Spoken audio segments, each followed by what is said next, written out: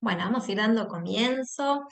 Buenas tardes, bienvenidos y bienvenidas al seminario de Soberanía Alimentaria con enfoque de género y derechos humanos. Este seminario es organizado desde el Programa de Promoción de la Salud y Soberanía Alimentaria de la Secretaría de Extensión Universitaria de la Universidad Nacional de Mar del Plata. Tiene como finalidad de dar continuidad a un espacio de debate y formación en relación al modelo agroindustrial dominante y la alimentación desde una perspectiva de derechos humanos y soberanía alimentaria. Asimismo, se propone como una instancia de intercambio de saberes y experiencias entre miembros de la comunidad universitaria, instituciones y organizaciones de la sociedad que trabajan territorialmente estas temáticas. La modalidad de este seminario fue de 4 encuentros virtuales a través de plataformas digitales. Este es el último encuentro, el cual decidimos realizar de modalidad virtual a pedido de las personas inscriptas que no podían asistir de manera presencial. Hoy nos acompaña Gonzalo Vergés, trabajador del derecho con título de abogado y con fuerte vocación social y tendencia a la resolución de conflictos que afecten intereses colectivos, principalmente de índole ambiental.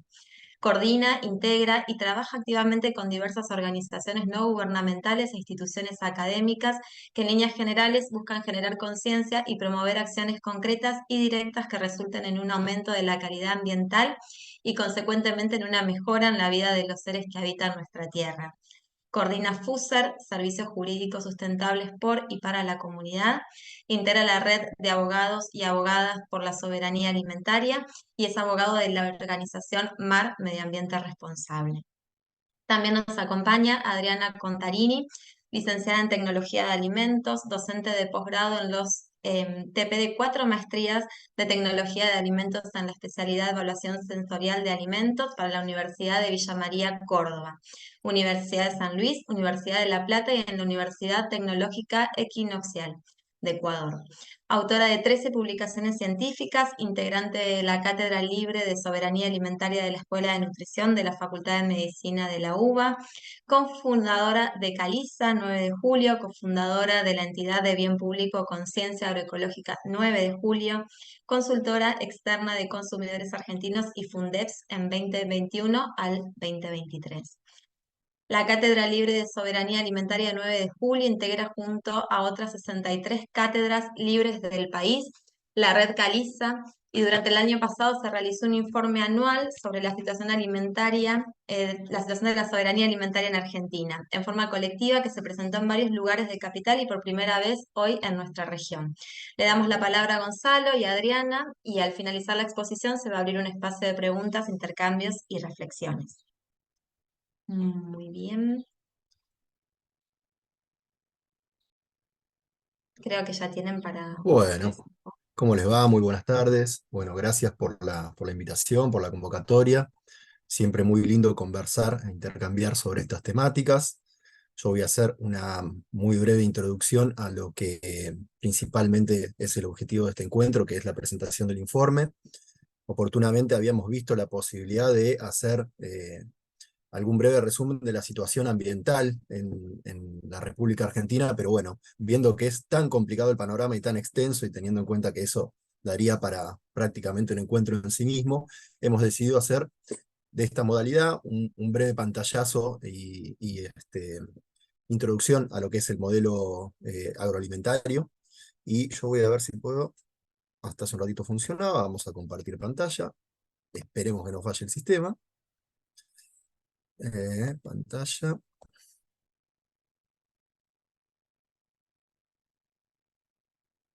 Ah, y acá. Muy bien. Bueno, esperemos que se vea ahí. Confírmenme, por favor. ¿Estamos bien? Bueno, y vamos a hablar un poco del agronegocio, de lo que nosotros consideramos un modelo tóxico. Dentro de todas estas organizaciones que venimos trabajando la problemática, la cuestión de la soberanía alimentaria, desde la Asociación Argentina de Abogados y Abogadas Ambientalistas, desde la red de la REDASA, de la Red de Abogados y Abogadas por la Soberanía Alimentaria, y muchas otras de las organizaciones que de forma directa o indirecta trabajan esta problemática, vamos a conversar un poco sobre algunos de los puntos principales de este modelo. Nosotros tenemos, hablo a nombre propio, el privilegio, la suerte de haber nacido en un hermoso territorio, que es el territorio argentino, parte del sur global. Acá tenemos una linda foto o imagen en relieve, un territorio realmente con una enorme biodiversidad compuesta por una cadena montañosa, por el mar, por las cataratas, por no sé, tenemos glaciares, tenemos todo dentro de un mismo territorio y es un territorio absolutamente hermoso que está enmarcado dentro de lo que conocemos como países del sur global. La verdad que es un territorio extenso que tiene no solo estas lindas características, sino que además del cual han surgido muchas y muchos primeros puestos, en este caso, y un poco de forma graciosa, somos campeones del mundo hace 6 meses, y no solo somos campeones del mundo futbolísticamente, sino que también tenemos otros primeros puestos de los cuales no nos orgullecemos tanto como este que ha sido tan celebrado y festejado. ¿A qué me refiero con esto? Vamos a pasar algunos números. Argentina, ¿sí?, aplica dentro de este territorio, en el marco del modelo agroindustrial dominante, unos 650.000 kilos litros de productos fitosanitarios por año, es decir, de químicos vinculados al agronegocio por año calendario.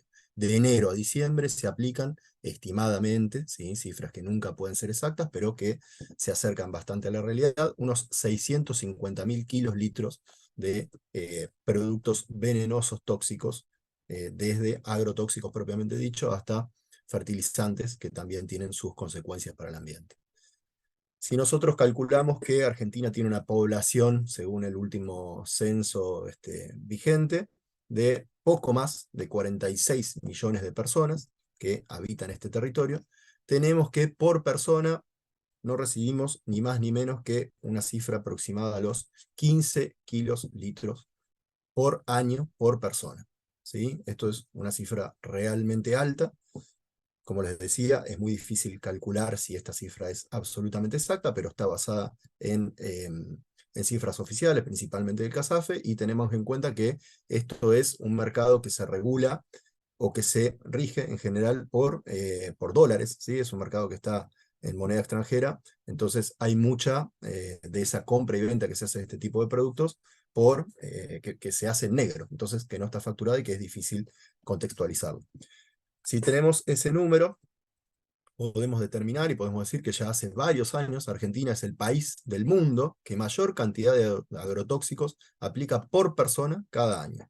Es decir, que por año calendario nosotros acá ostentamos otro primer puesto, el cual no nos orgullecemos para nada, que realmente genera enormes perjuicios a la comunidad y que tiene que ver con esto, que más o menos cada uno de los habitantes que pisan el territorio argentino tiene en su cuerpo o recibe a lo largo del año unos 15 kilos litros de productos derivados del agronegocio y que obviamente esa cifra dependerá y variará en cada persona según el espacio del territorio que aplique, si está en una zona periurbana, rural, urbana, pero sí tenemos la certeza de que ninguno va a ser cero, es decir, que ninguna persona, muy probablemente ninguna persona tenga niveles de cero, sino que va a ser pasible de recibir esa enorme cantidad de productos anualmente. ¿Por qué es esto? ¿Por qué consideramos que se da esta situación? Ni más ni menos que por lo que veníamos hablando. El modelo de agricultura intensiva de base química, que es el dominante en nuestro territorio y que obviamente después vamos a explayarnos un poco más en profundidad, entiendo que en el informe. Este modelo afecta la salud del ambiente y consecuentemente la salud de los habitantes. Nosotros como habitantes, pero no solamente nosotros, sino todo ser vivo que habita el territorio. Hay una absoluta eh, connivencia y una cuestión que no se puede divorciar, que es inescindible, entre la salud del ambiente y la salud de los habitantes. No hay posibilidad de un desarrollo sano si no estamos inmersos en un ambiente sano, y eso es justamente lo que viene a romper este modelo agroindustrial dominante que se ha ido expandiendo y se sigue expandiendo de forma voraz en todo el territorio argentino, no solo en el territorio argentino, sino a nivel mundial, podemos decir, pero bueno, hay algunos países en los cuales tiene mayor prevalencia y este es uno de ellos. Argentina, lamentablemente, es uno de ellos. ¿Cuáles son las características de este modelo? Dentro de las que podemos encontrar, como decíamos, es un modelo ecocida, es un modelo que afecta directamente al suelo, al agua, al aire, ¿sí? Contamina el suelo, degrada el suelo, contamina el aire, afecta directamente al agua, no solo que la afecta, sino que la consume de forma desmesurada, por lo tanto destruye la biodiversidad y afecta directamente a los ecosistemas. Es un modelo totalmente concentrado, absolutamente concentrado, que centraliza la tierra, centraliza las semillas, centraliza después de tener la tierra y las semillas los insumos químicos que se necesitan eh, para que, entre comillas, esas semillas prosperen. Tiene toda la tecnología aplicada al sistema y domina la maquinaria para la aplicación de todo este paquete químico. Es un sistema, como nosotros lo llamamos, venenoso, por lo que decíamos anteriormente, aplica por distintos medios, miles de kilos, litros de biocidas, venenos, agrotóxicos, fitosanitarios, el nombre que le queramos poner, nosotros nos gusta mucho llamarlos directamente venenos, al ambiente y al ecosistema. Es un sistema expulsivo, es un modelo expulsivo, porque lo que hace es tratar no, sino lograr directamente la exclusión y expulsión de las comunidades campesinas y originarias de los territorios. Trata de encapsularlos y dejarlos fuera del territorio y lograr que esas comunidades no vean otra posibilidad que migrar hacia los núcleos urbanos, donde en general habitan el periurbano y van generando y profundizando las cadenas y los asentamientos de pobreza, porque son comunidades que no se adaptan o no están preparadas, no nacieron para vivir en grandes urbes y bueno, quedan totalmente desplazadas y son excluidas de este sistema. Es un sistema adictivo porque una vez que uno inicia en este proceso, uno como productor agropecuario, digo, condiciona y queda condicionado a la adquisición crónica y constante de insumos que, como les decía anteriormente, están en principio dolarizados. ¿Sí? Todo esto se rige a valor dólar, por eso hay un enorme mercado negro de producción, distribución y aplicación de estos productos que no tiene absolutamente ningún control. De hecho, la gran mayoría del mercado es un mercado en negro. Es un sistema invasivo, como veníamos conversando, avanza sobre los territorios, es un sistema voraz, no hay territorio que le alcance, avanza sobre humedales, avanza sobre bosques, ¿sí? Y afecta y va consumiendo cada uno de los ecosistemas que no estaban preparados para esto. Humedales, por ejemplo, los quema, los rellena y los utiliza después de varias instancias para ampliar la frontera agrícola en base a este sistema. Es lo que nosotros también llamamos un sistema neocolonialista, ¿sí? Porque está bajo un modelo definido por, en general, multinacionales que dominan la matriz alimentaria mundial. Creemos que ya no hay un poder absoluto de los estados, como se daba en otro momento, que España colonizaba el territorio americano, sino que ya esto se produce a consecuencia de grandes empresas que tienen incluso más poder, claramente, que los estados, y que van de a poco modificando toda la matriz para poder introducir su sistema dentro de cada uno de los estados que terminan siendo pasibles de este avance. Es lo que se llama un modelo genocida, como dice Marcos Filardi, es un modelo genocida por goteo, es decir, que va muy de a poquito captando y afectando a las comunidades, insisto, no solo a las comunidades de poblaciones humanas, sino de todo ecosistema que habita el territorio. Yo lo llamo como modelo agrooncológico, es una palabra fuerte, una definición fuerte, pero es un modelo agrícola que produce cáncer, ¿sí? En su mayor expresión, la enfermedad más grave que produce es el cáncer. Es un modelo agrooncológico, ¿sí? Arranca por enfermedades más simples, si se quiere, o menos graves, que son algunas dermatológicas y demás, pero termina en una enorme afectación de la salud humana, produciendo altísimos niveles de cáncer.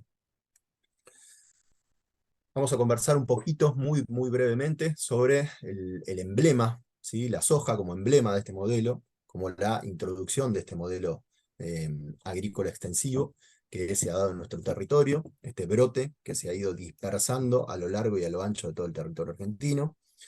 Este modelo tiene todo este combo agrícola, todas estas características que nosotros veníamos comentando.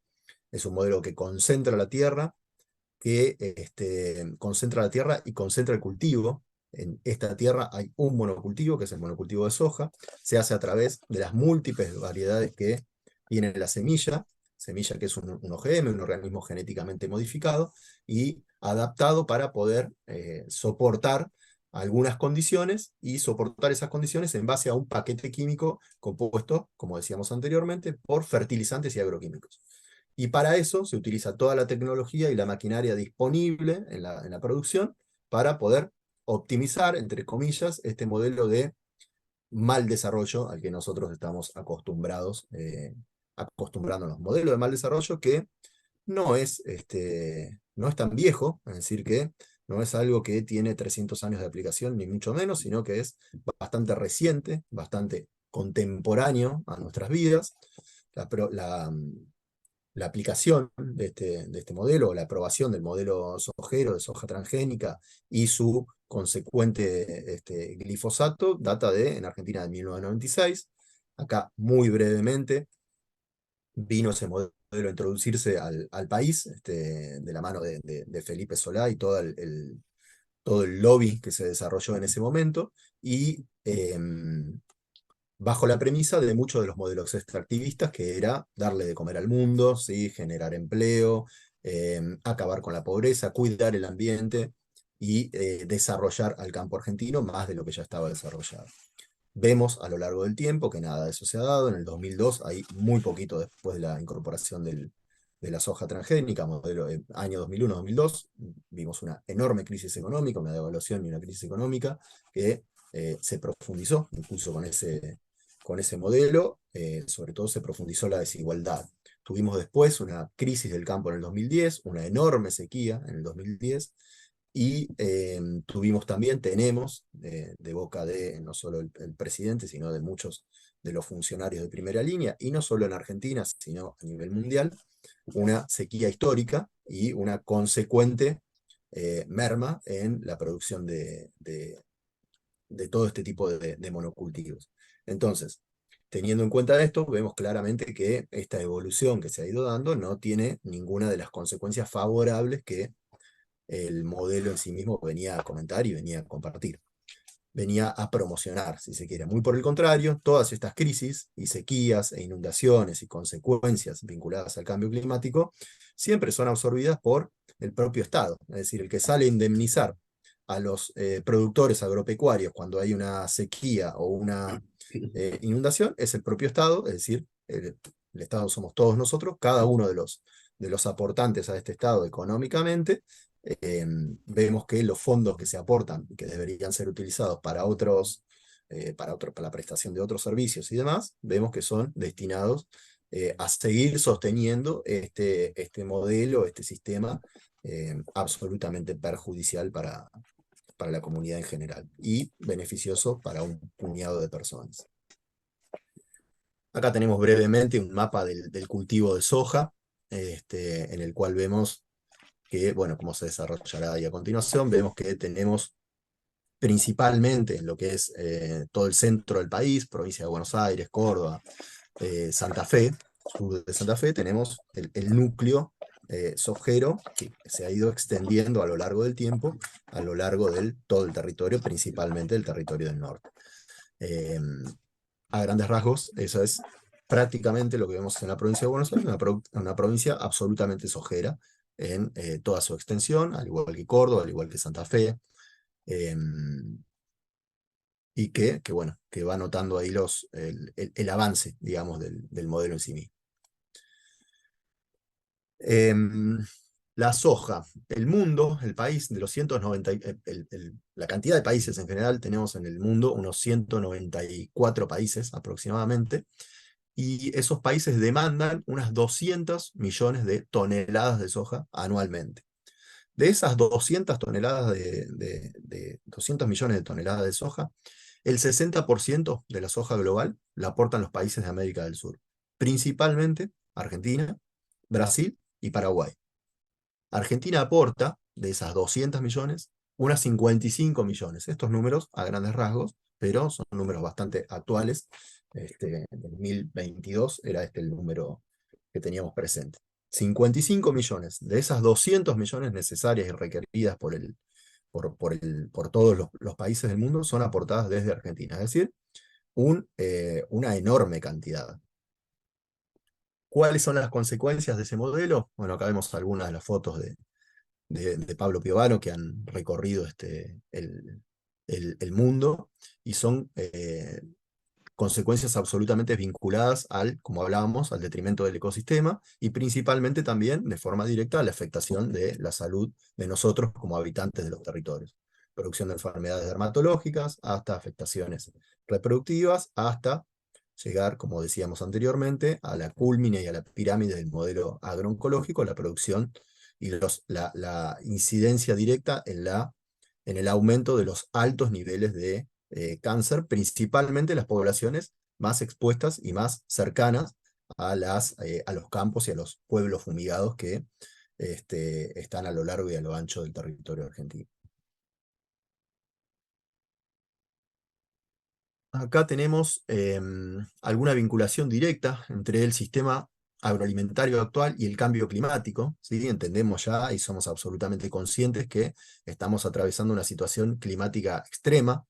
El calentamiento global, la crisis climática y la producción directa del cambio climático tienen ya consecuencias directas en la realidad, en el día a día contemporáneo que estamos viviendo. Estas temperaturas extremas, estos fríos extremos, esta mayor frecuencia de sequías, de inundaciones, de eventos climáticos extremos, son los que directamente ejercen sus consecuencias sobre las poblaciones. No es lo mismo, y obviamente esas consecuencias son principalmente sufridas por las poblaciones de menores recursos, ¿sí? Que tienen menores recursos para sostener. No es lo mismo una crisis climática, una ola de calor en determinados lugares de la ciudad donde uno tiene acceso al agua potable que en barrios periféricos donde el agua escasea. Vemos ahora, por ejemplo, el país vecino de Uruguay atravesando una crisis hídrica ya absoluta y con bajísimas reservas de agua potable. Eso es solamente por poner un ejemplo. Y la producción de alimentos está absolutamente vinculada. Este tipo de producción de alimentos, alimentos entre comillas, estos no son alimentos, pero la producción de los commodities que produce el modelo agroalimentario requieren enormes cantidades de energía. Y esas cantidades de energía están también vinculadas a la ampliación de la frontera hidrocarburífera, es decir, necesitamos más petróleo o más derivados del petróleo, no solo para la producción de energía, sino también para la producción de este paquete químico que está basado en agrotóxicos y fertilizantes, que a su vez utilizan muchos compuestos que son dependientes y derivados del petróleo. Entonces, tenemos que de la mano va la ampliación de la frontera agrícola, ¿sí? Y también la ampliación de la frontera, hidrocarburífera. Este avance de la frontera agrícola lo que produce son las consecuencias que ya hemos hablado y que tienen enormes impactos sobre la tierra, sobre el aire, sobre el agua, y también, insisto, vienen de la mano con muchas cuestiones vinculadas a la frontera hidrocarburífera que tienen consecuencias similares, pero en este caso, por ejemplo, como se está viendo en la República Argentina, la intención de ampliar la frontera hidrocarburífera de manera offshore. Entonces, esto también tiene otras consecuencias sobre un ecosistema que no es el que venimos afectando, sino como que no nos alcanza con este propio ecosistema afectado, sino que nos vamos también a afectar ahora el ecosistema marino y producir también drásticas consecuencias con ese avance. ¿Por qué se sigue dando este sistema? Obviamente, como hablábamos, de un poder supranacional más allá de los estados, por la grave y gran incidencia que tiene el lobby de estas empresas sobre los estados y sobre cada uno de los gobiernos. Sin grieta alguna, cada uno de los gobiernos es absolutamente funcional al avance de este tipo de proyectos.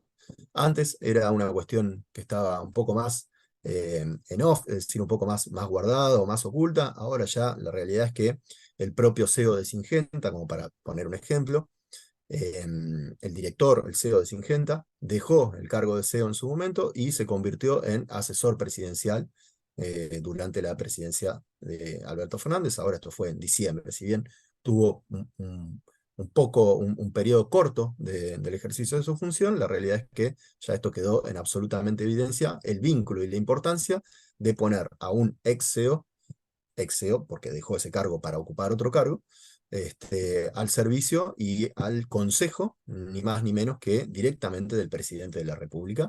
Entonces ahí vemos que es evidente la influencia que tienen las empresas sobre las decisiones que se van tomando. Y ahí es donde se promueven las modificaciones de las leyes y los permisos y todo para que, por ejemplo, se siga frenando la ley de humedales y, por ejemplo, se permita el avance de este sistema. Acá a ver si puedo cambiar de pantalla, que había un videito que teníamos, muy cortito, ya como para ir cerrando.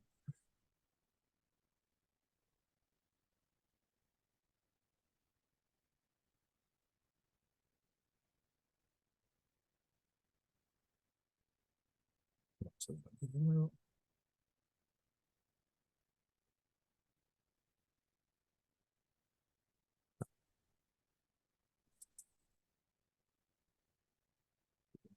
Ok.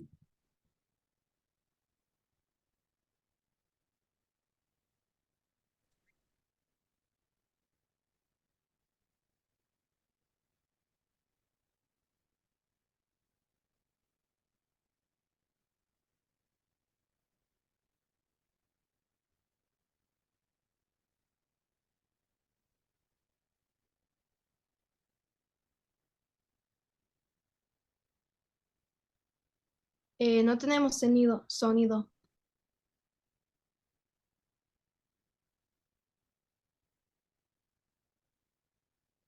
No sé si se vio, a ver. Sí se vio, pero no se escucha. Bueno, estaba subtitulado igual, es básicamente Fabián Tomasi, un emblema de la lucha y una víctima directa de la lucha contra los agrotóxicos, que básicamente es quien ha sufrido en su propio cuerpo consecuencias de este modelo. Volvemos acá al compartido, a ver si podemos.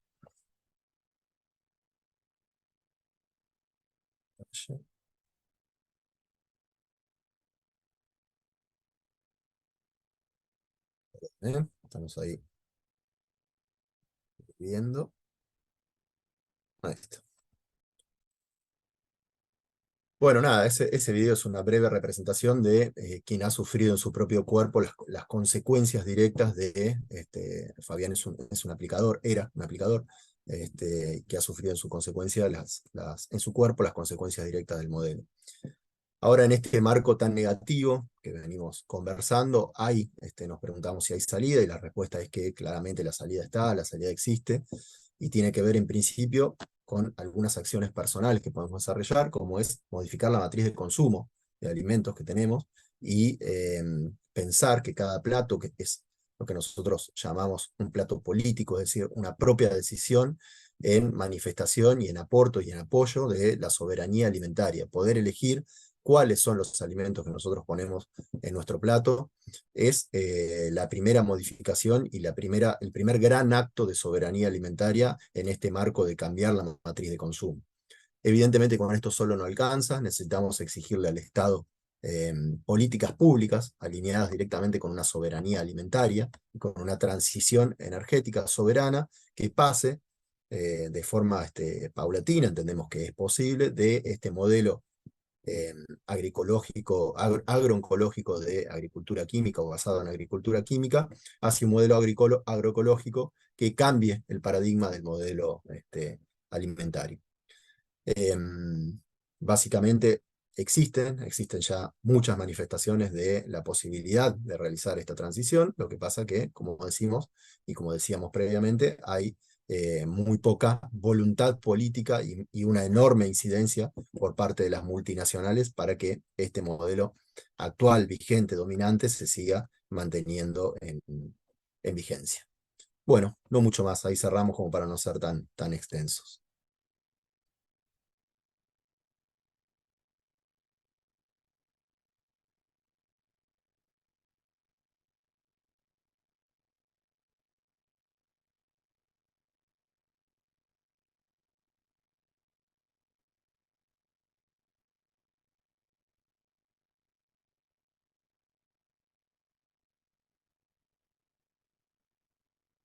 Bueno, ¿se escuchó alguna duda, alguna pregunta, algo que quieran conversar? No sé cómo lo manejan ahí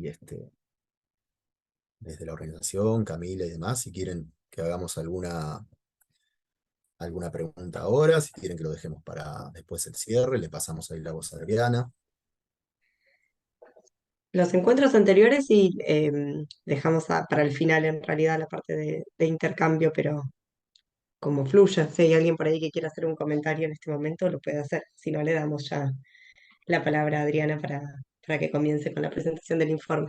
Gracias, Gonzalo, sumamente clara tu presentación. Muchas gracias.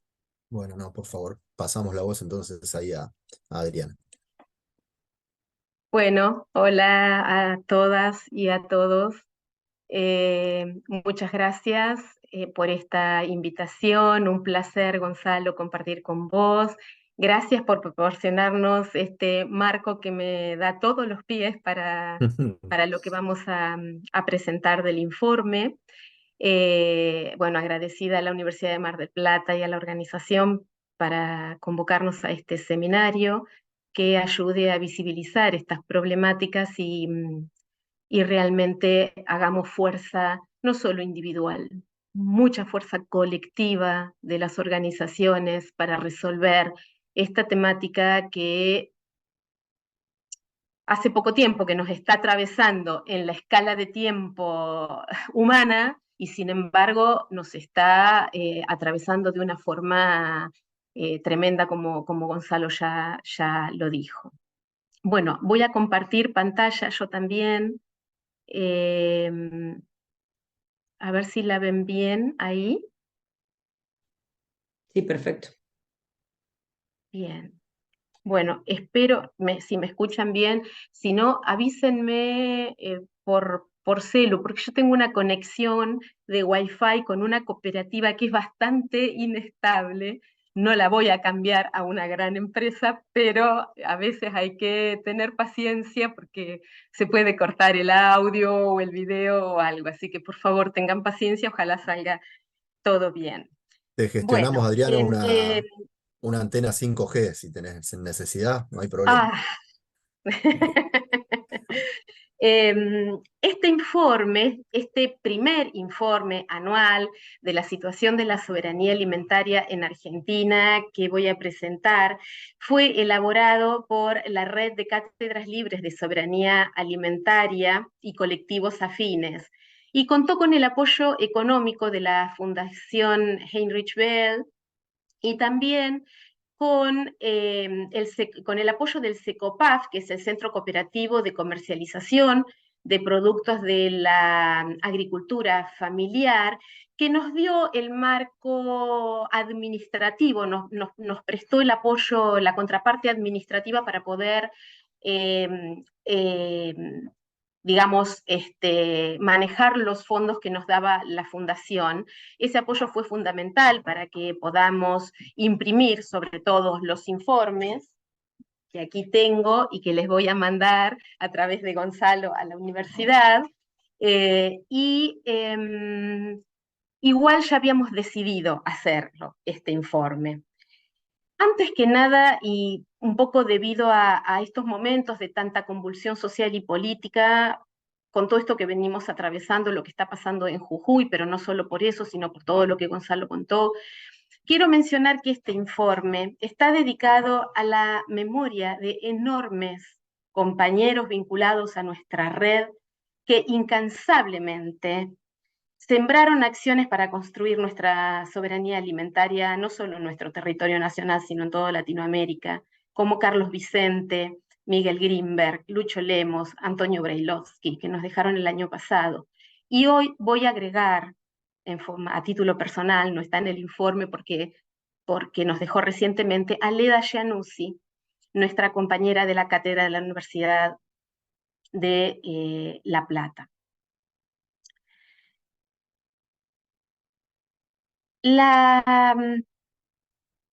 A ver si puedo estar. Ahí, ahí. El informe está organizado en capítulos. El capítulo 1 básicamente es la introducción y cuenta un poco quiénes somos. Creo que ustedes, nosotros y tal vez nuestro auditorio conozca qué son las cátedras libres de soberanía alimentaria y que existe esta red. Pero brevemente les cuento que está conformado por más de 65 espacios abiertos y federales en Argentina y en Latinoamérica, porque hay algunas cátedras en Uruguay, en Paraguay, en otros países de Latinoamérica, que algunas están aprobadas por los consejos superiores de las universidades públicas de las que forman parte, otras pertenecen a institutos de la educación superior, pero también está conformada por organizaciones y movimientos sociales territoriales, todas y todos comprometidos con la agricultura familiar campesina indígena, con el fomento de la agroecología, con el fomento de la economía popular y solidaria, con el cuidado del ambiente y sobre todo con esta construcción dinámica que es la construcción de la soberanía alimentaria, de este paradigma, ¿no?, que defendemos con tanto ahínco. En este capítulo 1, una de las cosas que vemos es el concepto de soberanía alimentaria, que como ya dije, es un concepto que es dinámico, que está en construcción permanente. Acá brindo algunas características, pero básicamente lo que nosotros queremos decir del concepto de soberanía alimentaria, que es una propuesta superadora al concepto de seguridad alimentaria, que está más vinculada a los procesos productivos, al sistema productivo actual, y que no cuestiona, como sí cuestiona la soberanía alimentaria, que pone en reflexión y en debate este modelo productivo, extractivista, insumo dependiente, industrial y financiero, con todas las características que ya mencionó Gonzalo, que concibe básicamente a nuestros alimentos como una mercancía y no como un derecho de los pueblos. Digamos, es un concepto absolutamente político, ¿no? Que la seguridad alimentaria no, es un concepto más bien técnico que establece la FAO. Y este sistema económico-financiero es uno de los componentes que causa esta crisis civilizatoria global que estamos atravesando, con estas violentas consecuencias sobre nuestra salud, nuestros cuerpos y sobre los ecosistemas de los que somos parte. Como dijo Gonzalo y como siempre dice Damián Berseñasi, no puede haber cuerpos sanos en territorios o en ambientes enfermos. ¿Y por qué decidimos elaborar este informe como red? Bueno, desde esta perspectiva que promovemos, que difundimos y que defendemos, desde que la Vía Campesina introdujera el concepto en el Foro Mundial de los Pueblos en el año 96, fíjense que es como cuenta Gonzalo, casi cuando empieza toda la imposición del modelo sojero, decidimos la red sistematizar e integrar la información que estaba disponible de muchísimos documentos de mucha y muy buena calidad que estaban dispersos, y decidimos sistematizarlos e integrarlos en un único informe con el objetivo de lograr una herramienta que nos ayude como red, poner a disposición de las organizaciones y de las instituciones para generar políticas públicas para que contribuya a la consolidación de este paradigma que queremos consolidar, ¿no? La mirada de este informe hace principalmente foco y especialmente en las desigualdades de género que atraviesan toda la cadena productiva, desde la producción, la distribución, la comercialización y el consumo de alimentos, pero también hace foco en la justicia social, económica y ecológica.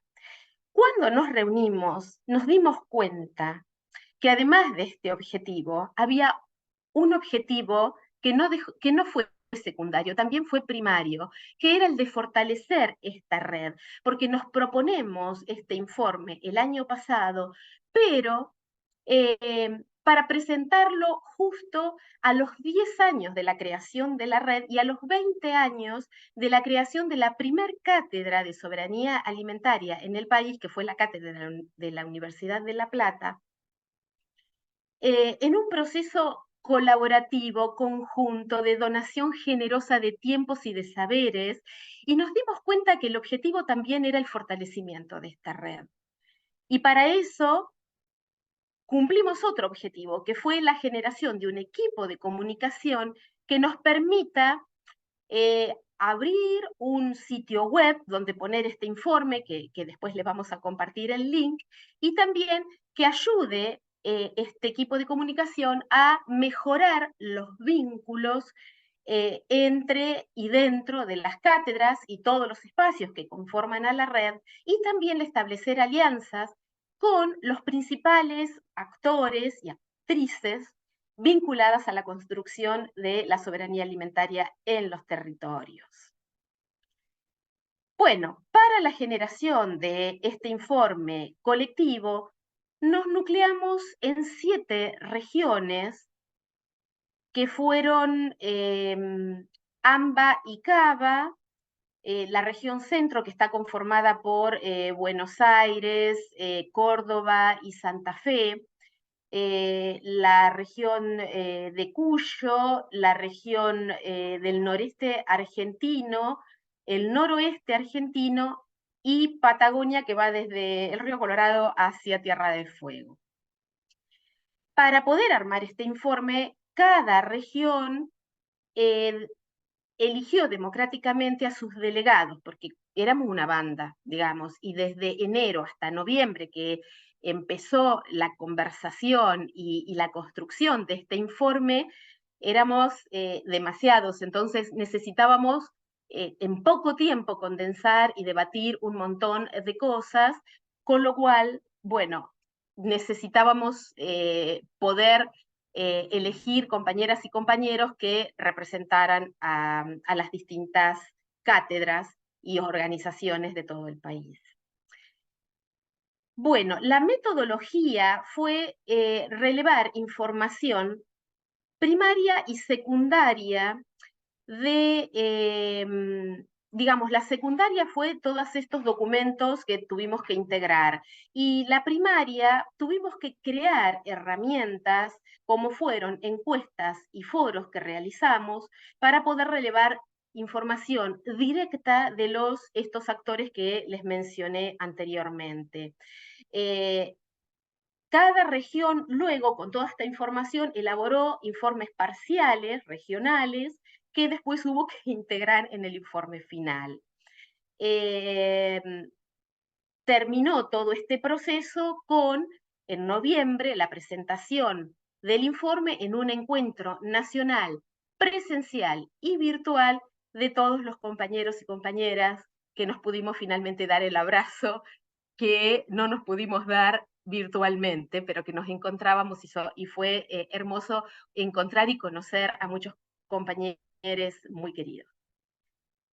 Bien, dijimos entonces que el primer capítulo tuvo toda esa información. El capítulo 2, Leda Giannuzzi, que es la compa de la Universidad Nacional de La Plata, realizó un diagnóstico preliminar del estado de la situación de la soberanía alimentaria y desarrolla en este capítulo los conceptos de seguridad alimentaria y derecho humano a la alimentación. Como síntesis de este panorama, podemos señalar que Argentina ocupa la 8ª posición mundial en superficie y es el segundo país más grande de Latinoamérica, con 39.200.000 hectáreas cultivables, según datos de la FAO, y ocupa el 17º puesto en disponibilidad de agua dulce. Por algo nos están mirando con lupa. Con casi, creo Gonzalo dijiste, 46 millones de habitantes, a pesar de eso tenemos una baja densidad poblacional, y el censo del 2010 indicó que el 92% de nuestra población está concentrada en zonas urbanas, mayormente en Buenos Aires, Córdoba, Rosario y otras, Y en ese momento, en el 2010, solo el 8% estaba asentado en la ruralidad. Ese porcentaje sabemos que ahora disminuyó por este avance de la frontera agropecuaria de la que hablaba Gonzalo y que fue expulsando comunidades de pueblos originarios y agricultores y agricultoras, campesinas y campesinos de la agricultura familiar campesina indígena. Según el Banco Mundial, Argentina también es el tercer exportador mundial neto de alimentos. Es nuestra contribución a la seguridad alimentaria global. Gonzalo habló de las 55 millones de toneladas de soja. Nosotros producimos aproximadamente un 70% de los vegetales y de los animales.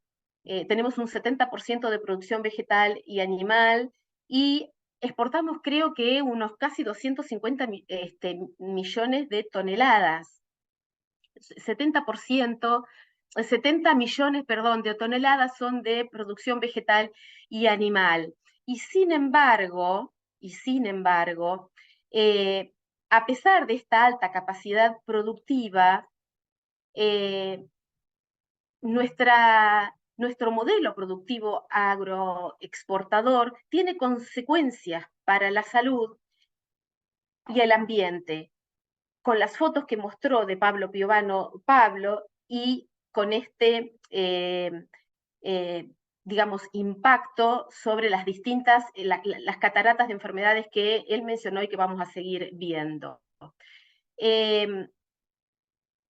A pesar de esta gran capacidad productiva, tenemos diferencias económicas estructurales grandísimas, con una altísima inflación, una deuda externa, una división política y social que lamentablemente la coyuntura electoral no logra remediar,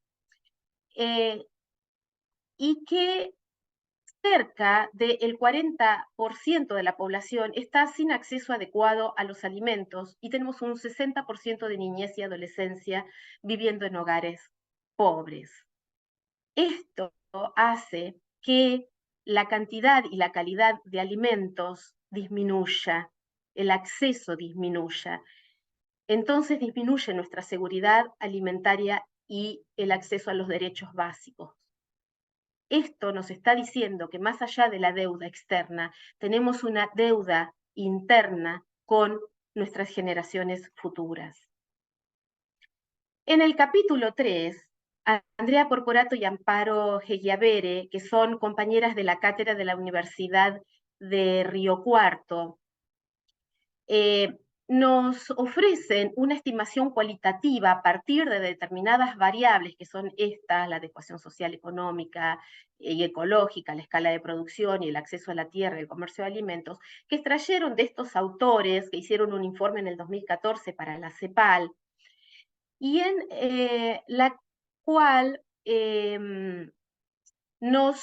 sintéticamente nos hablan, por ejemplo, de que en cuanto a la adecuación social y económica, Argentina produce alimentos excedentes. O sea, nosotros producimos el 99% de lo que consumimos, 1% solamente lo importamos, y inclusive producimos alimentos excedentes que los exportamos.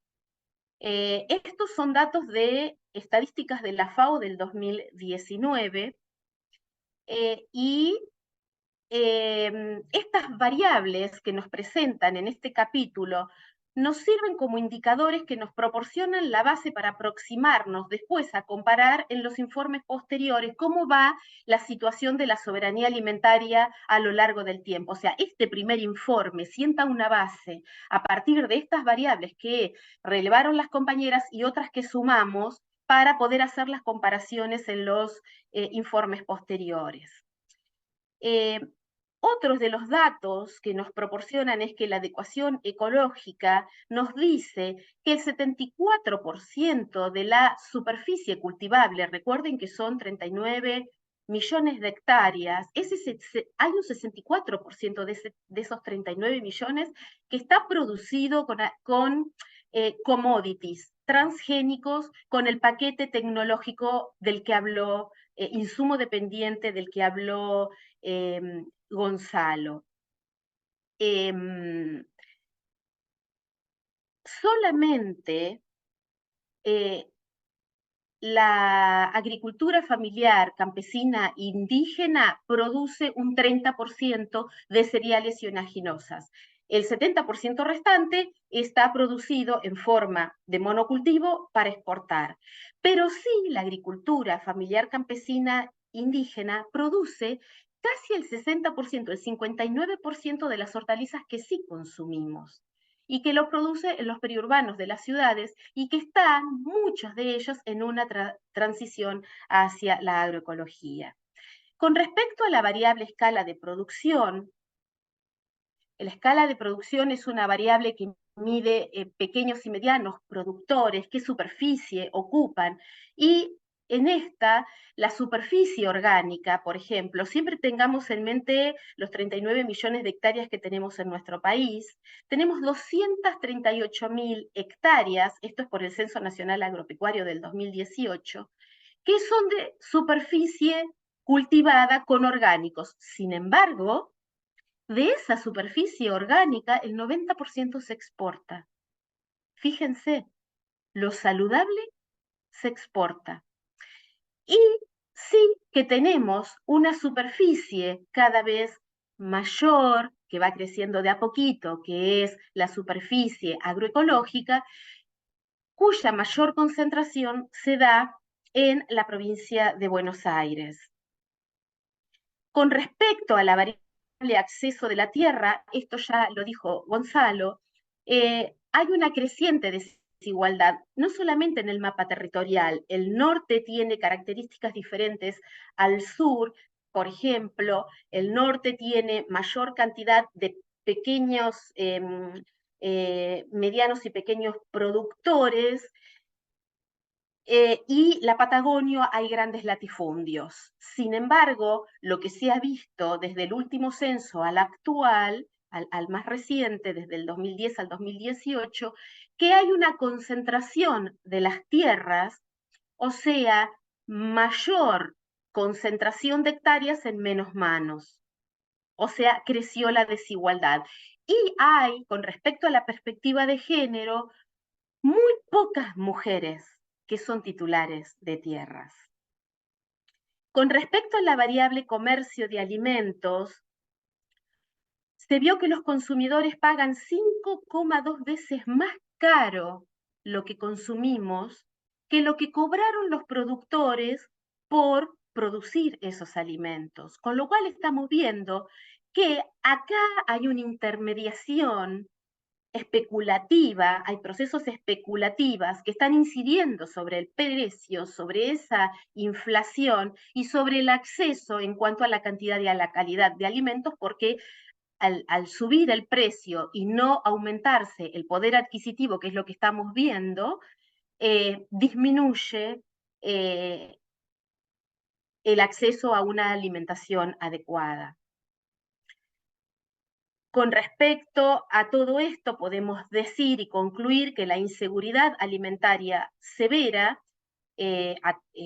por datos del Observatorio del Desarrollo Social en Argentina del año 2020, alcanzó esa inseguridad del 37,5% de los hogares. Y suponemos que esto ha crecido porque son datos de la pandemia y sabemos que la pandemia hizo estragos con respecto a esto. En el capítulo 5, Andrea Graciano, que es compañera de la Cátedra Libre de Nutrición de la UBA, nos toma distintas encuestas poblacionales realizadas por el Ministerio de Salud, la FAO, la Organización Panamericana de la Salud, UNICEF, la OMS, etc., y realiza una síntesis de la situación nutricional mundial, regional y en Argentina, con la cual sintéticamente nos cuenta que estamos atravesando una sindemia global. Ustedes saben que una sindemia es la condensación de 3 pandemias que coexisten en forma simultánea, que pueden ser la desnutrición, la obesidad y el cambio climático, o si quisiéramos desnutrición y obesidad, unirlas junto con el hambre en la malnutrición, cambio climático y lo que fue la pandemia del COVID, y que esa sindemia global que estamos atravesando comparten causales sociales. Entre ellas, el sobrepeso y la obesidad son factores de riesgo metabólico que favorecen el desarrollo de enfermedades crónicas no transmisibles como la presión arterial, la hiperglucemia, la hiperlipidemia, según datos de la OMS del 2022, que son las principales causas de morbimortalidad en el mundo. En cuanto a Argentina, esta epidemia se lleva el 73,4% de las muertes y es la causante del 52% de los años perdidos por muerte prematura, según la encuesta nacional de factores de riesgo del 2018. También en la encuesta nacional de nutrición y salud se relevó que el 13,1% de los niños menores a 5 años tienen exceso de peso y el 8% retraso en el crecimiento en este rango etario, el 41,1% en el rango de 5 a 17 años, o sea que incluye a los adolescentes, también tienen exceso de peso y el 3,7% retraso en el crecimiento, y en este rango etario hay 40% de niños y adolescentes que consumen más bebidas azucaradas que los adultos, consumen el doble de snacks que los adultos y 3 veces más de golosinas. Todo eso un poco manejado por estrategias de marketing y entornos escolares obesogénicos que lo que más ofrecen y promocionan son los productos ultraprocesados. En este relevamiento, casi el 68% de los adultos mayores a 18 años también sufre de exceso de peso. El capítulo termina proponiendo políticas locales que cumplan la triple función de accionar contra las causas de esta sindemia, haciendo modificaciones en el sistema productivo, en el sistema de transporte, en la planificación urbana, en los programas de salud, etc.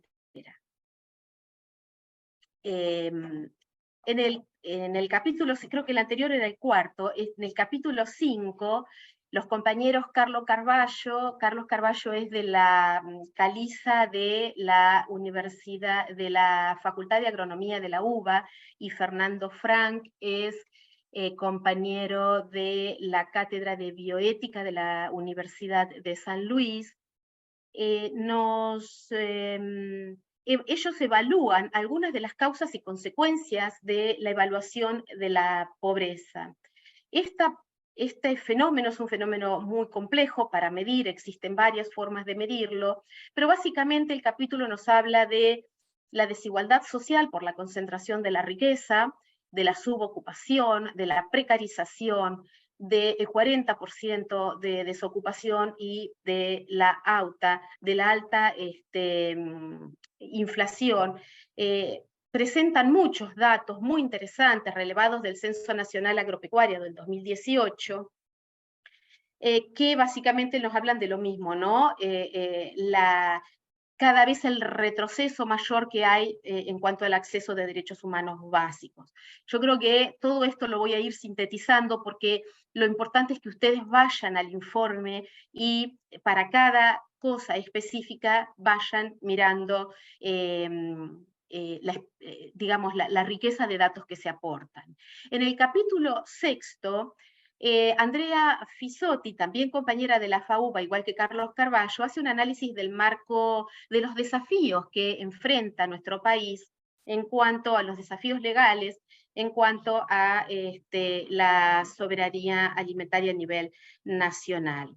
En el capítulo 7, Demetrio Romero y Virginia Toledo López. Demetrio es un compañero de la Casa Wader de la Universidad de Entre Ríos, y Virginia es de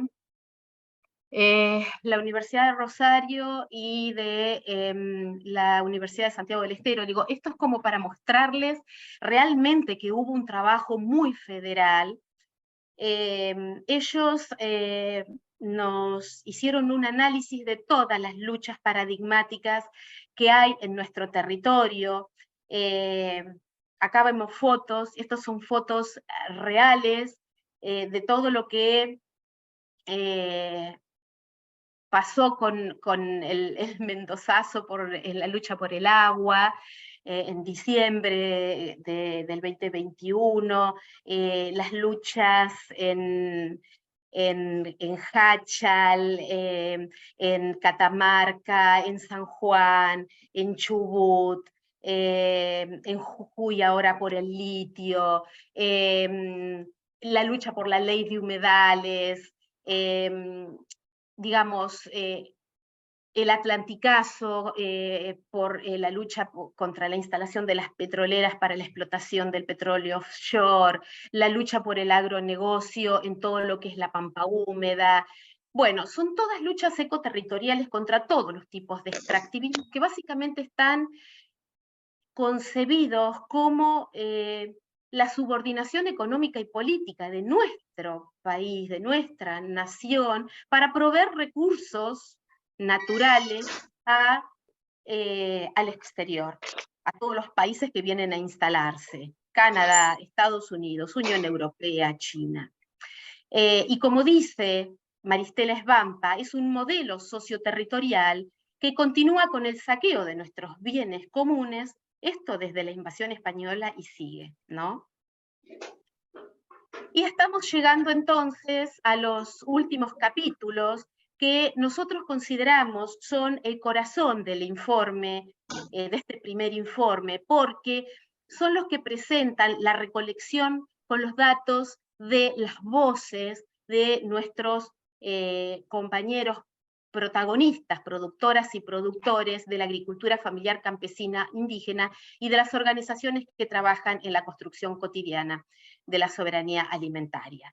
Esta construcción, este capítulo, el 8, lo relevaron Nicolás Pintos y Emanuel Barrios de Misiones, y también el trabajo colectivo de las 7 regiones que fueron presentando informes regionales.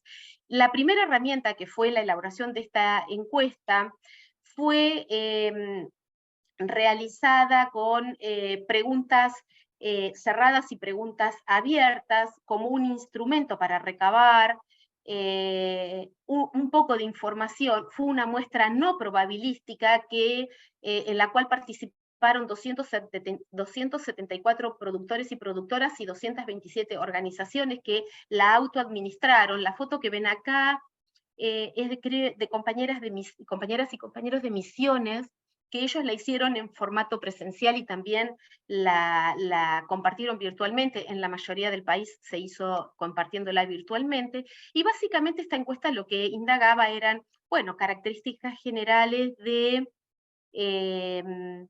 los sistemas productivos que llevaban a la práctica la agricultura familiar, también las características de las organizaciones, si tenían acceso a los bienes comunes, cuál era el rol de las mujeres en la producción y en las organizaciones, cuáles eran sus logros, y también cuáles eran las problemáticas que enfrentaban y cuáles eran sus demandas y sus necesidades. Con respecto a la creación de los foros regionales, se hicieron 6 foros regionales con modalidad virtual, presencial o híbrido. Creo que AMBA, Misiones y Salta la hicieron en forma híbrida, o sea, virtual y presencial, el resto virtual, y participaron 400 organizaciones y productoras aproximadamente, y nos dividimos en ejes de trabajo para trabajar. Esos ejes de trabajo eran territorio y ambiente, producción, comercialización, alimentación y salud, y educación y comunicación. Las personas elegían en qué eje trabajar, y básicamente se comenzaba cada foro con preguntas disparadoras en las que se presentaban las principales problemáticas, más o menos parecido a las encuestas, los avances y los logros, si había ya instaladas o habían podido instalar o lograr políticas públicas locales, provinciales y nacionales, y cuáles eran las propuestas o estrategias colectivas que se habían podido establecer. Y ahora vamos a las conclusiones y las propuestas de este informe, sintéticamente, como para ir cerrando. Y en primer lugar quiero expresar, porque este seminario un poco pone el eje en las perspectivas de género, expresar con respecto a eso que dentro de las problemáticas planteadas en todas las regiones, esto abarcó todas las regiones, aparece el patriarcado, el machismo y la desigualdad, atravesando en primera línea el cuerpo como territorio en disputa de las mujeres y de las niñeces en todas las posibles dimensiones sociales, económicas, no sé, a menor salario para las mujeres a igual trabajo, falta de acceso a la tierra, como ya les comenté. Por ejemplo, si no hay un compañero que las respalde, no pueden comprar tierras, escasa representatividad en los puestos de poder en las organizaciones o en las instituciones en las que trabajan, a pesar de ser generalmente mayoría en esas organizaciones. Bueno, la mujer además aparece como garante del arraigo del asentamiento familiar en las comunidades rurales, y también de sostenedora de la comunidad escolar en las escuelas rurales. Y si bien esta perspectiva de género ha ido teniendo mayor visibilidad y avanzando en estos últimos años, estamos todavía lejos, muy lejos, de gozar del pleno derecho que nos corresponde. Entonces, dentro de las conclusiones que fuimos arribando en cada, acá me alcanzan agüita, mi compañero, en las principales ejes, con respecto a territorio y ambiente, las propuestas que emanan, digamos, una de las cosas importantes es que además de esta situación diagnóstica que nos ayudó a hacer Gonzalo, y que en el informe está reflejado y que presentamos, el informe lo que plantea son propuestas concretas, muy concretas, que proviene de la voz de los participantes y de los protagonistas para resolver esta situación. Y estas propuestas son, en territorio y ambiente, lograr una urgente titularización de las tierras para la agricultura familiar campesina indígena, contribuir al arraigo rural para, digamos, mejorando, por ejemplo, los servicios de internet, de electricidad, de acceso a los caminos, para especialmente lograr que las mujeres y los jóvenes eviten la migración, y promover una mayor representatividad de las mujeres en las organizaciones. Instrumentar un banco de tierras para producir agroecológicamente, desarrollar acciones para una reforma agraria integral. Con respecto al eje producción, obviamente defender las semillas criollas y nativas. Ustedes saben que la ley de semillas todos los años hay que salir a defenderlas porque las corporaciones sistemáticamente van por más, ¿no? Quieren patentar más, siguen patentando más, creo que llevamos 70 eventos transgénicos patentados, así que nada, hay que defender esa ley. Promover el cooperativismo y otorgar subsidios a productores que están descapitalizados. Es muy difícil para los pequeños y medianos agricultores poder desarrollar su tarea si no tienen los insumos a los bienes básicos y a las herramientas y a los equipos. consolidar los sistemas participativos de garantías. No sé si ustedes saben lo que son los sistemas participativos de garantías, pero digamos es como una certificación de la producción agroecológica y ese fomento del cara a cara, del comprar en las ferias agroecológicas, en los mercados de cercanía, sabiendo que lo que estamos comprando lo produce un productor conocido de una manera que no nos va a afectar la salud. También crear parques agroecológicos en los periurbanos de las ciudades con fines no solamente productivos, sino también educativos y recreativos.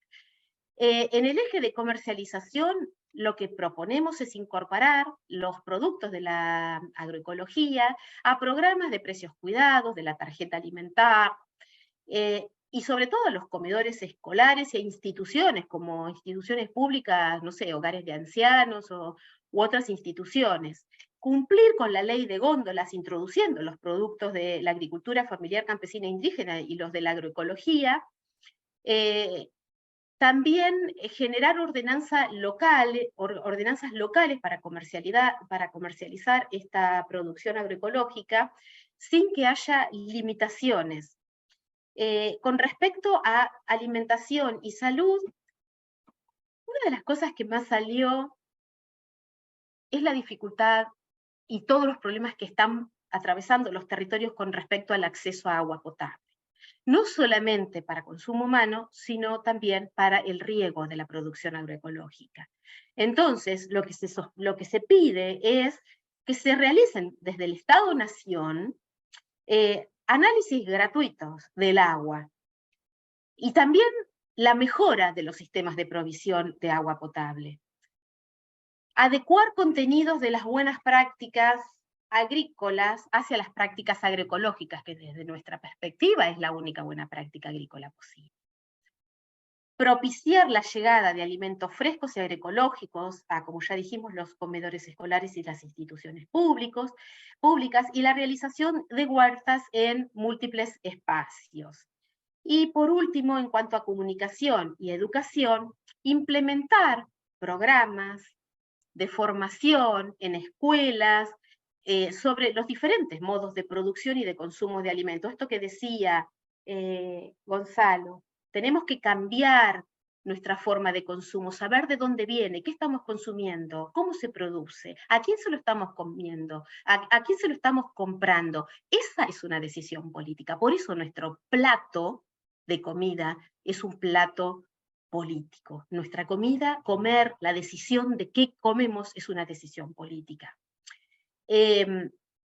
También presentar la soberanía alimentaria como un eje transversal en las currículas, y en esto las universidades tienen mucho para trabajar. Yo que vengo de la tecnología de alimentos les puedo decir que cero soberanía alimentaria en la currícula de ningún programa de tecnología de alimentos en ninguna universidad en la que se dicte esta carrera. Hay que ampliar las propuestas de formación profesional y también de profesorados orientados a la soberanía alimentaria. También capacitar con perspectiva de género en las organizaciones y en los grupos en los que se trabaja esta temática, con respecto al cuidado de la tierra, al cuidado de la salud y al cuidado de la alimentación. En definitiva, con este informe, nosotros decimos que celebramos, cuestionamos y exigimos. Cuestionamos todo lo que ya manifestamos en el diagnóstico que ya les relaté. Exigimos todas estas propuestas que acabo de enumerar y que también realizaran en el Foro Agrario para un programa agrario soberano y popular en el 2019, cuando llenaron la cancha de Ferro, y también las recomendaciones realizadas por la relatora especial de las Naciones Unidas para el Derecho a la Alimentación Adecuada en el 2019, cuando vino a Argentina, pero también, y otras organizaciones, ¿no? que reclaman, pero también celebramos. ¿Y qué celebramos? Celebramos las resistencias que estamos sistemáticamente resistiendo a los distintos avances del extractivismo, a la preservación de la identidad de los pueblos, al cuidado de los bienes propios y colectivos, y al consenso para la formación de estas políticas públicas que son las que reclamamos con la presentación de este informe. Esto no es una utopía, esto es lo que decimos. Esto no es una utopía, es un camino urgente, necesario, posible, que debemos abrazar, que debemos activar a través de una educación emancipadora que promueva procesos colectivos y comunitarios. Bueno, este es el aporte que podemos hacer desde nuestra red de cátedras a esta construcción. Muchas gracias, y este es el sitio web que se creó desde la red como uno de los objetivos logrados, además del informe y además de este abrazo colectivo que nos dimos presencial y que seguimos tratando de lograr año a año y que vamos a tratar de lograr este año también. Bueno, muchas gracias.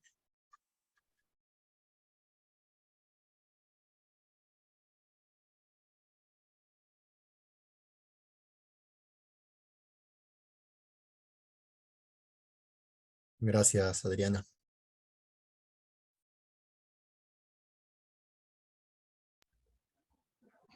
Gracias, Adriana, fue la verdad que impecable. Algo que rescato siempre es que uno habla así, dice cosas como son, parece, planta un paradigma que es como re trágico, ¿no? Y como el fin del mundo, y uno se queda con... Y sin embargo, no, siempre tratamos de darle la vuelta de tuerca, de decir, bueno, no, se puede por acá. Yo rescaté acá algunas preguntas que nos dejaron en el formulario de inscripción cuando se inscribían a participar de la... Para participar del seminario nos dejaron algunas preguntas, y quizás muchas ya las fueron respondiendo, somos para cualquiera de los dos, el que quiera tomar la palabra es bienvenido a hacerlo, pero una dice, ¿cuál es el mayor desafío para la soberanía alimentaria hoy por hoy? Puede ser desde lo individual y desde lo colectivo, ¿no? Como, no sé, ¿qué responderían a eso? ¿Querés, Gonzalo, empezar? Dale, dale. Sí, un poco ratificar lo que veníamos contando, ¿no? Un cambio, como bien decías, Natalia, individual y colectivo. En principio, individual, si se quiere, es decir, pensar y cambiar la matriz de consumo en nuestras propias casas, nuestra propia alimentación, pensar lo que estamos consumiendo, de dónde viene, a dónde va, de dónde proviene, es decir, el origen del alimento, y hacer una política efectiva de ese plato que es absolutamente político. Y después, continuado a eso, exigir políticas públicas que vayan de la mano de esa acción individual. En general se dice, en cuestiones vinculadas al ambiente, y también aplican a la soberanía alimentaria, que las acciones locales tienen consecuencias globales. Bueno, nuestras pequeñas acciones van a tener consecuencias globales, pero la realidad, y esto sin ser demasiado trágico, es que ya las acciones individuales no estarían alcanzando demasiado. Estamos en una situación crítica que necesitamos políticas y cambios radicales. No pretendemos que de un día para el otro la matriz de consumo y la matriz de producción agrícola se modifique, pero que sí sea un proyecto a largo plazo.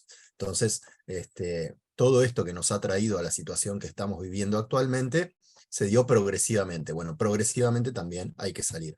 Entonces la respuesta desde mi punto de vista es esa. Pequeños cambios. Lo mismo pasa con, por darte un ejemplo, con la gestión de residuos. ¿Alcanza con lo que hacemos en casa?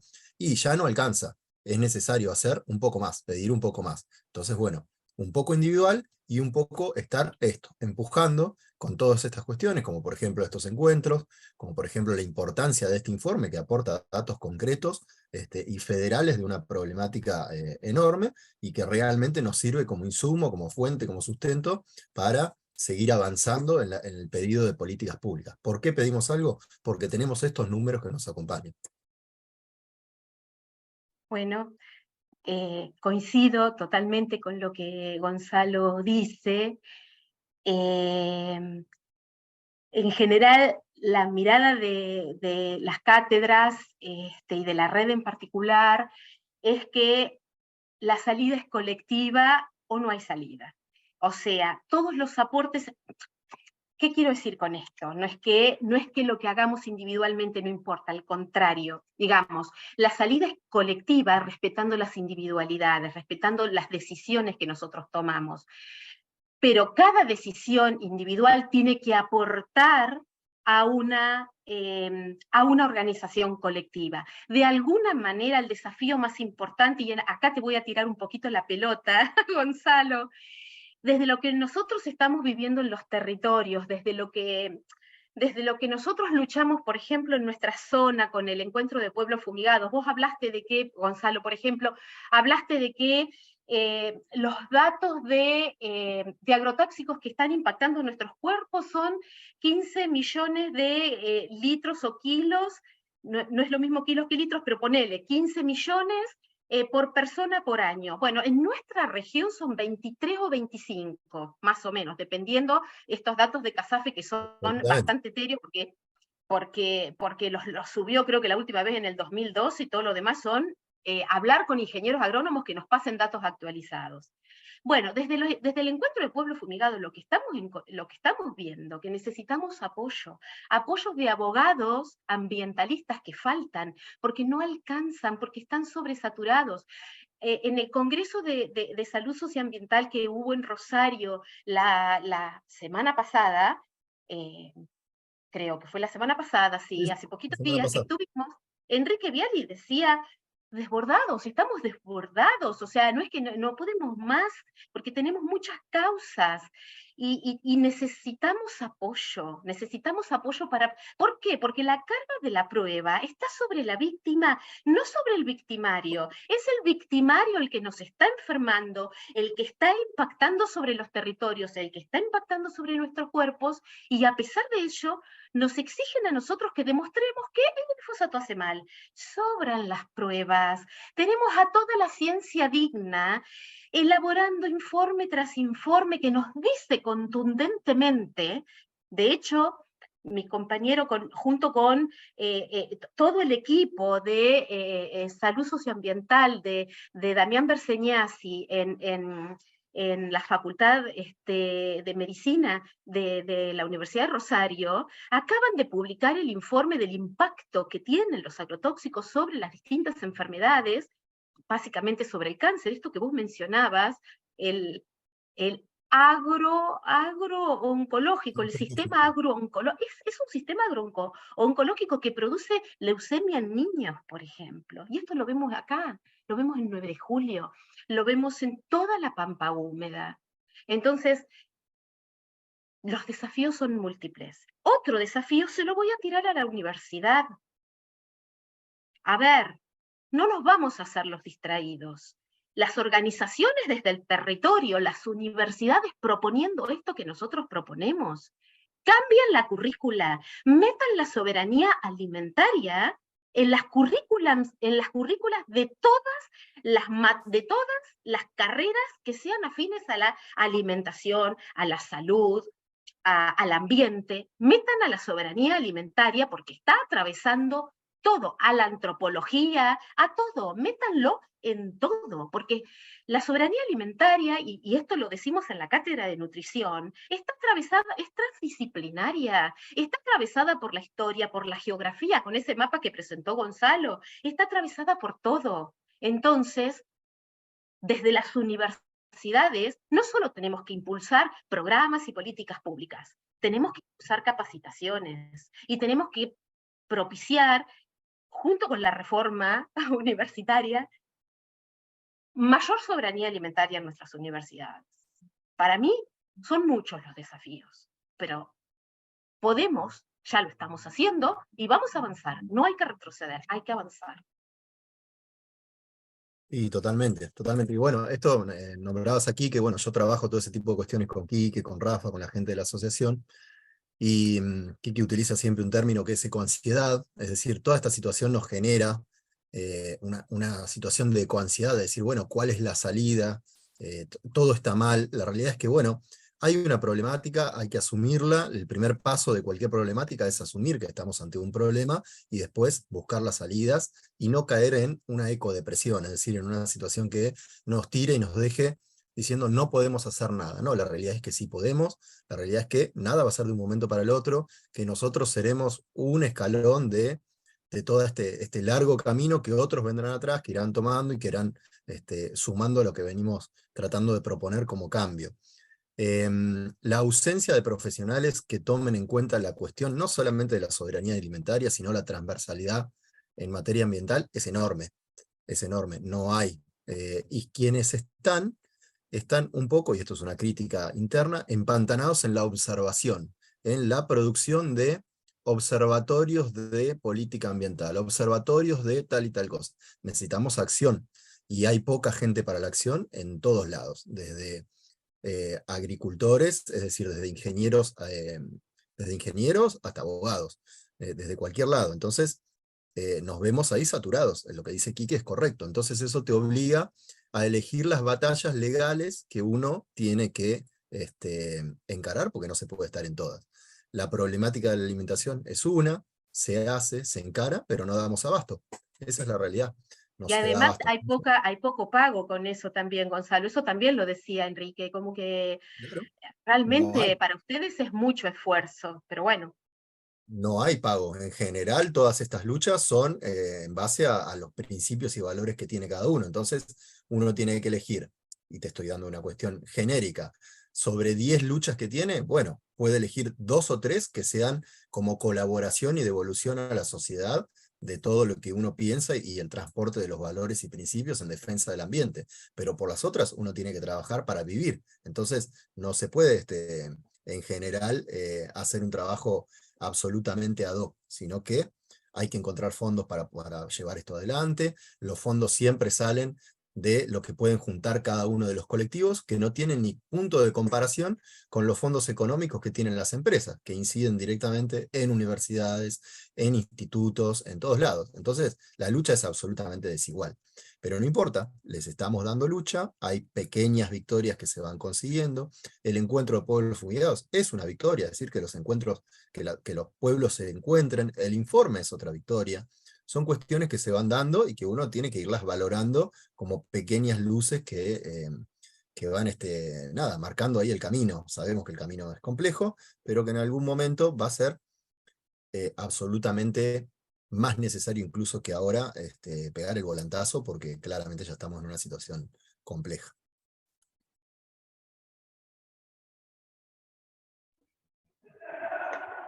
No sé si alguien quiere tomar la palabra y hacer alguno de los aportes que están haciendo, porque veo que están haciendo comentarios en el chat.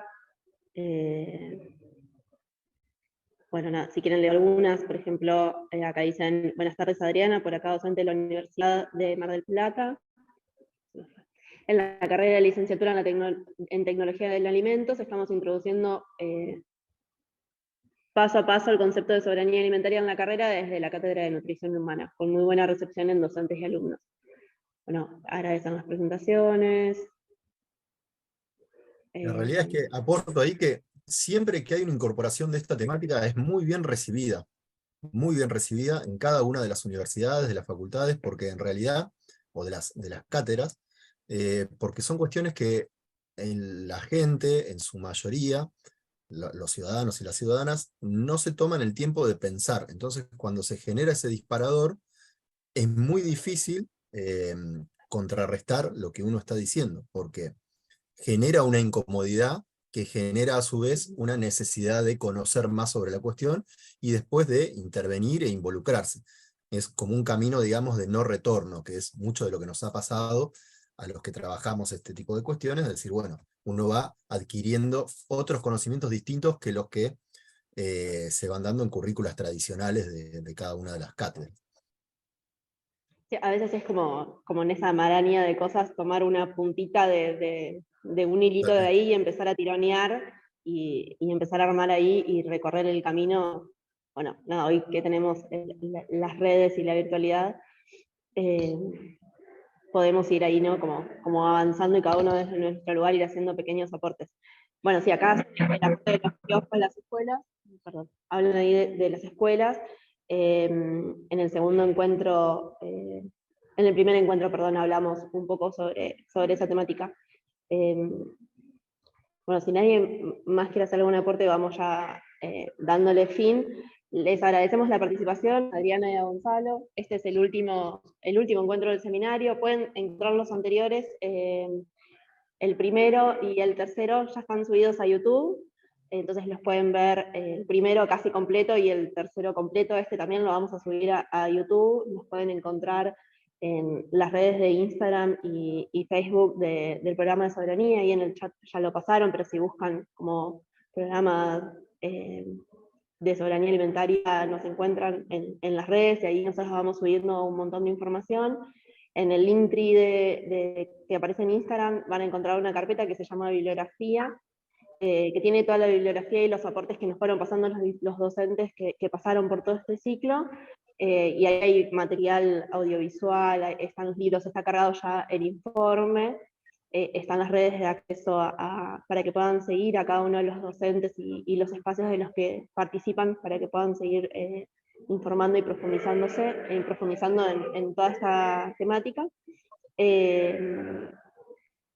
Bueno, nada, y en estos días, en el transcurso de esta semana, les va a estar llegando una encuesta por mail, para que, o sea, si ustedes nos responden esa encuesta y con la participación en los horarios, les vamos a dar el certificado por haber participado, porque entendemos que también es algo que es importante tener ahí,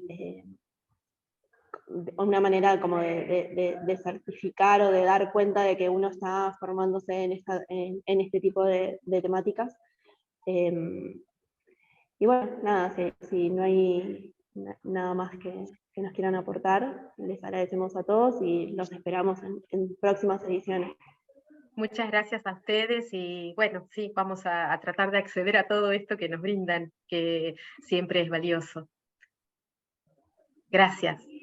Gracias. Gracias a todos y a todas. Gracias. Chao. Muchas gracias. Gracias. Gracias, hasta luego. Bueno, gracias, hasta luego.